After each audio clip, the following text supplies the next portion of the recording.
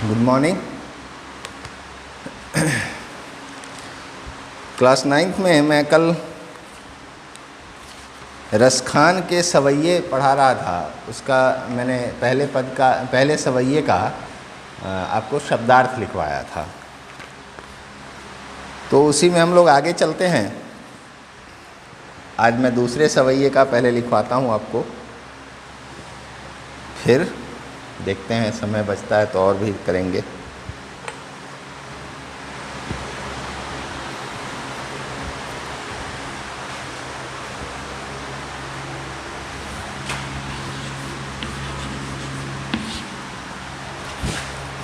पहला शब्द है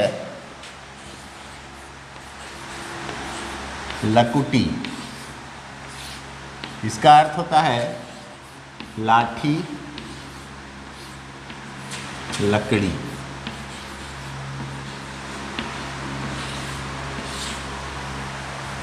ठीक है।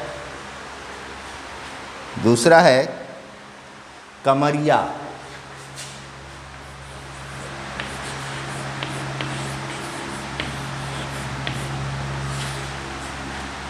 कंबल। कृष्ण जब गाय चराने जाते थे तो अपने साथ एक लाठी, लकड़ी की लाठी और एक कंबल रखते थे, तो लकुटी और कमरिया। फिर है तिहुपुर। तिहुपुर, ये दोनों अलग अलग शब्द हैं, लेकिन एक साथ मैं इसलिए लिख रहा हूं कि आपकी समझ में आए। तिहु का मतलब होता है तीनों, पुर का मतलब होता है लोक। अब ये कौन से लोक हैं?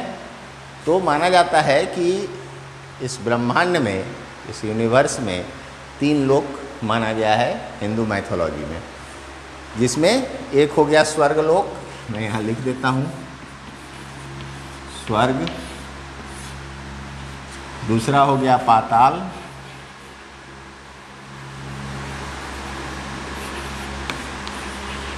और तीसरी पृथ्वी। ये तीन लोक माना गया है। स्वर्ग को देवताओं का निवास स्थान माना गया है, पृथ्वी मनुष्यों का है, और पाताल जो है वो राक्षसों का निवास स्थान माना गया है। तो ये 3 लोक हैं। ठीक है। उसके बाद है तजी।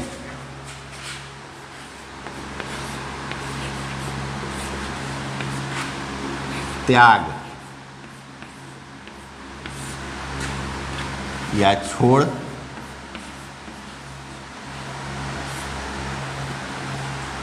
अगला है डारों, मैं अलग अलग लिख देता हूँ तब आप समझेंगे। दूंगा,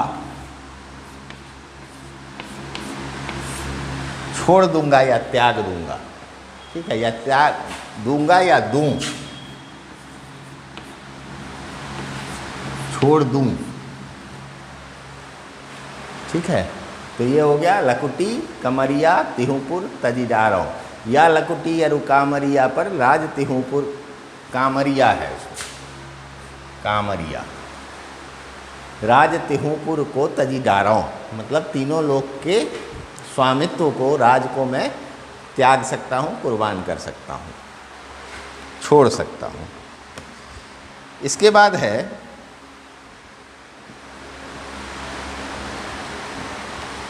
इसको मिटाता हूँ पहले।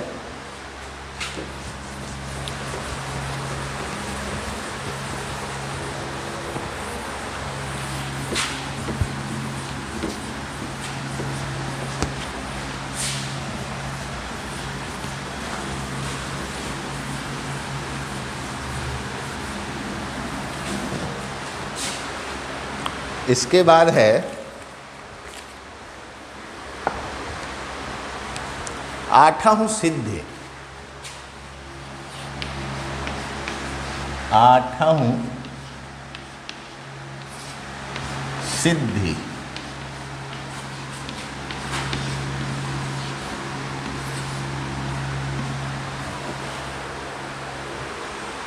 माना गया है कि 8 प्रकार की सिद्धियां होती है। सिद्धि मतलब हुआ किसी चीज़ को सिद्ध करना, मतलब सिद्धि ऐसे जो हिंदू धर्म में कहा जाता है कि आप कोई चमत्कारिक कार्य जो करते हैं वो सिद्धियों से होता है।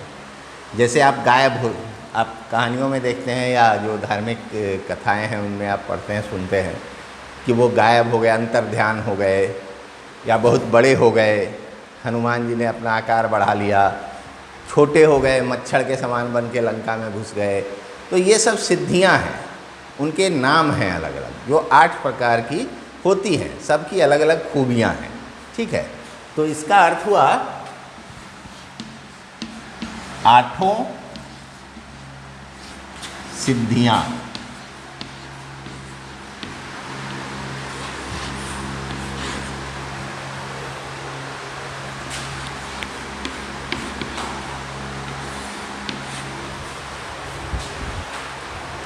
आठों सिद्धियां। अब ये 8 सिद्धियां कौन सी हैं वो भी मैं आपको बता देता हूं, क्योंकि ये जल्दी आपको ऐसे नहीं पता चलेगा। इनके नाम मैं यहाँ लिख देता हूँ। अनिमा, लघिमा,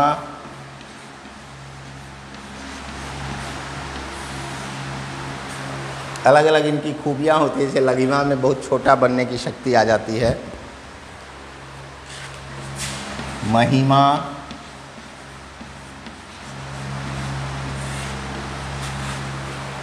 उसके बाद है गरिमा,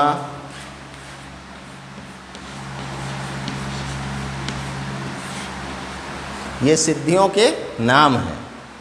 प्राप्ति,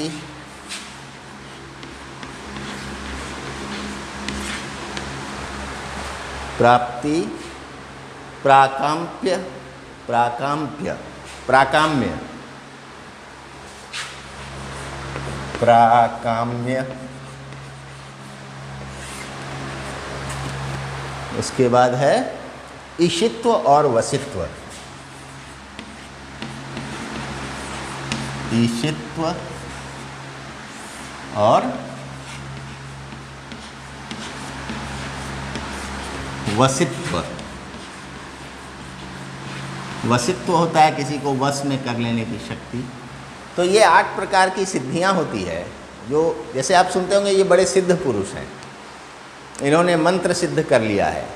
तो ये सब वही सिद्धियां हैं। तो ऐसा कहा जाता है कि जिनके पास ये 8 सिद्धियां हों, जैसे जो धर्म कथाओं में जिनका उल्लेख है, हनुमान जी थे, उनको 8 सिद्धियां प्राप्त थी। जब मर्जी गायब हो जाते थे, कहीं उड़ के चले जाते थे, कहीं बड़े आकार के हो जाते थे, कभी छोटे आकार के हो जाते थे। भूख पर विजय प्राप्त कर लेते हैं लोग, भूख प्यास उनको नहीं लगती है एक सिद्धि से। इसी तरह से 8 प्रकार की सिद्धियां हैं जिनके अलग अलग गुण हैं, इनकी अलग अलग खूबियां हैं। तो इन 8 सिद्धियों की बात यहाँ कर रहे हैं। तो 8वीं सिद्धि जो है, 8 सिद्धियाँ यानी वो 8 सिद्धियाँ ये हैं। इनके अर्थ मैं नहीं लिख रहा हूँ, लंबा हो जाएगा, कम से कम 2-2 पंक्ति का समझाना पड़ेगा मुझे, तो आपको वैसी कोई ज़रूरत भी नहीं है। बस जानकारी के लिए मैंने लिख दिया है कि ये 8 प्रकार की सिद्धियाँ हैं। आप अगर इसको जान जाएंगे तो कहीं बोल सकते हैं, नहीं तो सीधे लगा क्या है 8 सिद्धियाँ भाई, इसलिए मैंने ये आपको बता दिया है। इसके बाद है नवोनिधि। नवोनिधि,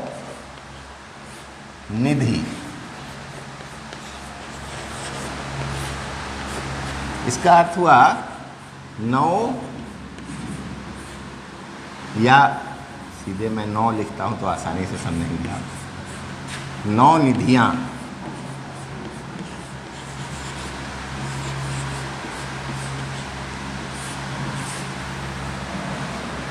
निधि का अर्थ होता है कोष, धन का जो भंडार होता है उसको निधि कहते हैं। तो ये 9 प्रकार की मानी गई हैं, इनके भी अलग अलग गुण होते हैं। तो माना जाता है कि जो धन के देवता हैं कुबेर, उनके पास 9 निधियां हैं, मतलब वो सबसे धनी होगा, हर तरह से धनी होगा, वो संपत्ति का मालिक होगा। तो उसके 9 प्रकार माने गए हैं, वो भी मैं लिख देता हूँ कौन से 9 निधि, कौन सी 9 निधियाँ हैं। ऐसे निधि का अर्थ हुआ कोष, धन का कोष।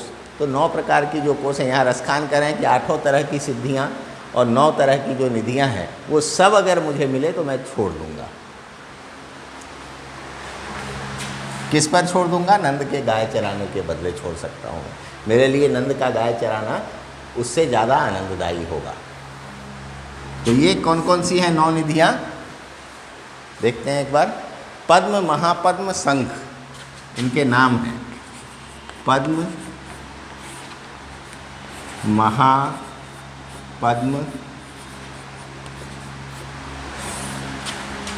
शंख। आप जब हिंदी में इकाई दहाई पढ़ते हैं तो उसमें इकाई दहाई सैकड़ा, हज़ार, 10,000, लाख, 10 लाख, करोड़, 10 करोड़, अरब, 10 अरब, खरब, 10 खरब, नील, 10 नील, उसके बाद पद्म, 10 पद्म, शंख, महाशंख, ऐसा उसमें पढ़ते हैं आप। तो वो इसी से ली गई हैं, तो आपको इसमें पता चलेगा। पद्म, महापद्म, शंख, मकर, कच्छप। मकर कहते हैं मगरमच्छ को, कच्छप कहते हैं कछुआ को, जानवरों के नाम पर इनका नाम रखा गया है। मकर, कच्छप, मुकुंद, कुंद, मुकुंद, कुंद, उसके बाद नील और खर्ब। नील, खर्ब। कभी भी जब कॉमा दे के लिखते हैं तो अंतिम में और लिखना चाहिए, लेकिन यहाँ जगह की कमी थी इसलिए मैंने और नहीं लिखा, नहीं तो वहाँ और या एवं या तथा कुछ लिखना चाहिए, कॉमा अंत तक नहीं दिया जाता है। तो पद्म, महापद्म, शंख, मकर, कच्छप, मुकुंद, कुंद, नील और खर्ब, इनकी भी परिभाषाएं हैं कि कैसी निधि को ये नाम दिया गया है, लेकिन फिर वो समझाऊंगा तो बड़ा लंबा हो जाएगा और उतने विस्तार की आपको ज़रूरत भी नहीं है। तो इसलिए मैंने एक संक्षेप में आपको बता दिया कि उनके नाम आपको पता चल जाए कि 9 निधियाँ आखिर हैं क्या, 8 सिद्धियाँ आखिर हैं क्या, इसलिए मैंने ये आपको बता दिया है। तो इसको आप लोग लिख लीजिएगा। आगे बढ़ते हैं।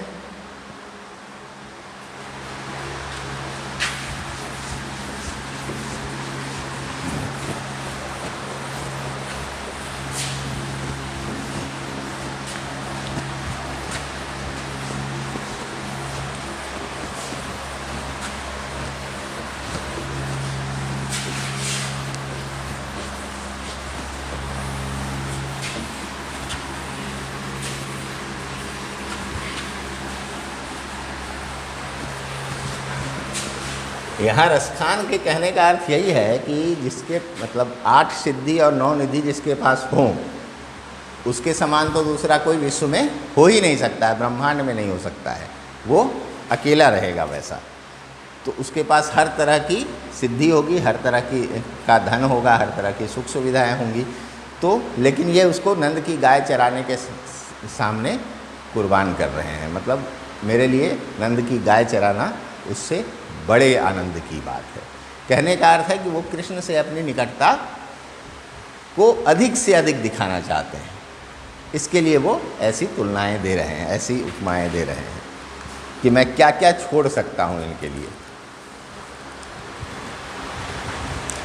आगे है, अब इसमें एक जगह धेनु कहा गया गाय को, एक जगह नंद की गाय चराए बिसानो। तो यहाँ गाय भी गायों के लिए ही है।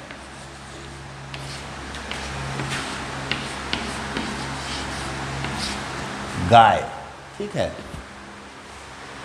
उसके बाद है बिसारों।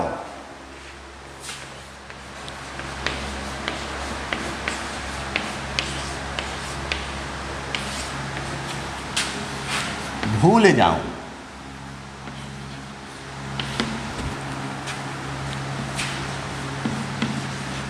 कहने का अर्थ कि मैं इन सभी सिद्धियों और निधियों के सुख को नंद के गाय चराने के सुख के आगे भूल जाऊंगा, मतलब वो उससे बड़ी है।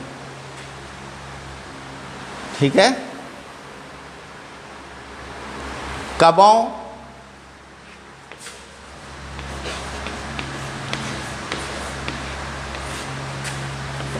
कब या कभी तो भी कह सकते हैं। रसखान कबों इन आँखों से, मतलब कब इन आँखों से मैं ये चीज़ें देख पाऊंगा या कभी तो देख पाऊंगा। निहारों,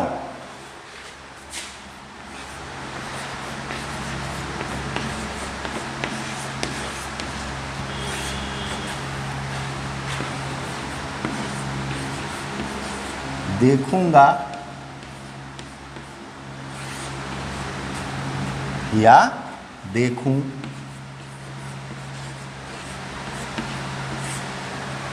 मतलब इच्छा व्यक्त करना। कुछ छूट गया इसमें से। सौ, आँखी ने सौ मतलब से।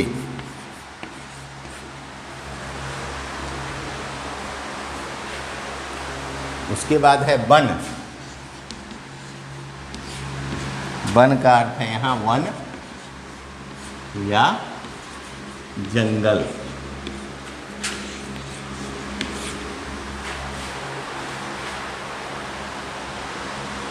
तड़ाग, तड़ाग संस्कृत का शब्द है जिसका अर्थ होता है तालाब। ठीक है। वन ब्रज के वन बाग तड़ाग निहारो। कोटिक,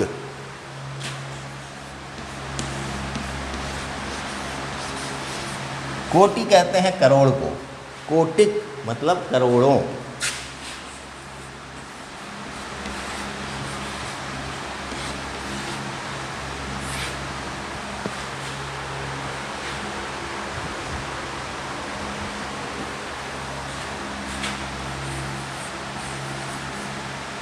कल धाउत,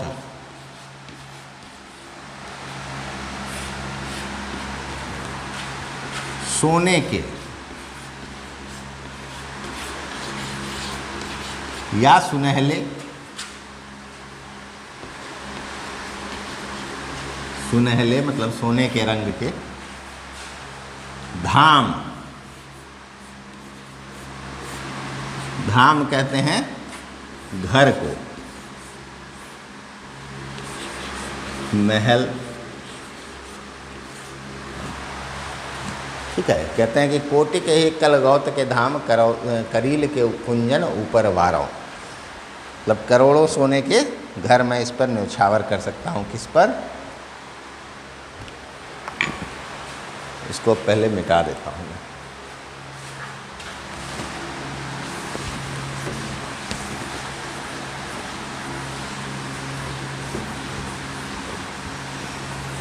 आप जब लिखना चाहें तब इस वीडियो को आप पॉज कर सकते हैं, उसको रोक के लिख लीजिएगा आराम से। और चाहें क्या क्लास के समय ही लिख लीजिएगा तो बेहतर है।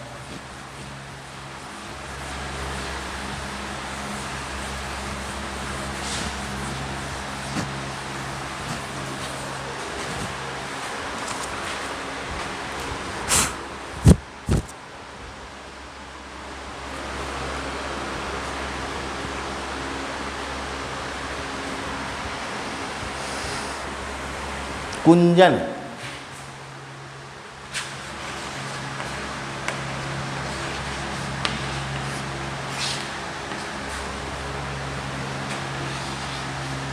लता और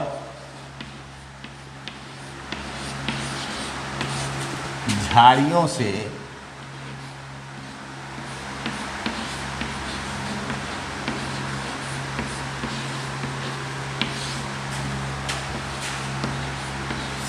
बना मंडप।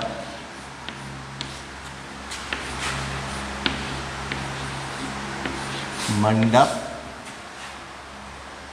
या झोपड़ी। मंडप तो आप समझ ही जाएंगे, मंडप जो बनता है। ठीक है। लता और झाड़ियों से बना मंडप। ठीक है।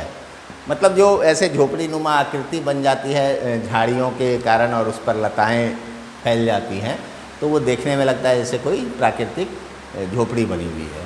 तो करील के कुंजन यानी वो कांटेदार झाड़ियों और लताओं से मिलकर बने हुए जो आकृतियाँ बनी हुई जो होती है मंडप के समान, उनकी बात कर रहे हैं।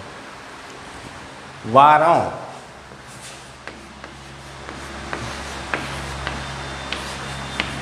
न्योछावर कर दूं,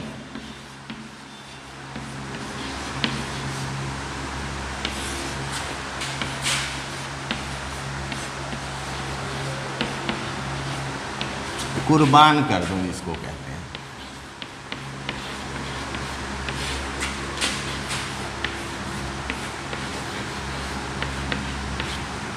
ठीक है।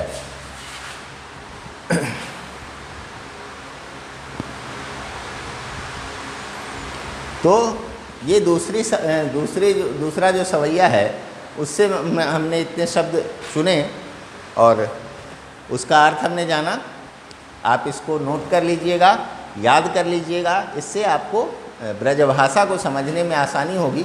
और भी जो ब्रजभाषा के लिखने वाले लोग हैं उनकी भी जब आप रचनाएं पढ़ेंगे, सूरदास को पढ़ेंगे, मीरा को पढ़ेंगे, तब भी आपको ये आसान होगा पढ़ना, उनको समझना भी आसान होगा अगर आप ये सब याद करते हैं तो।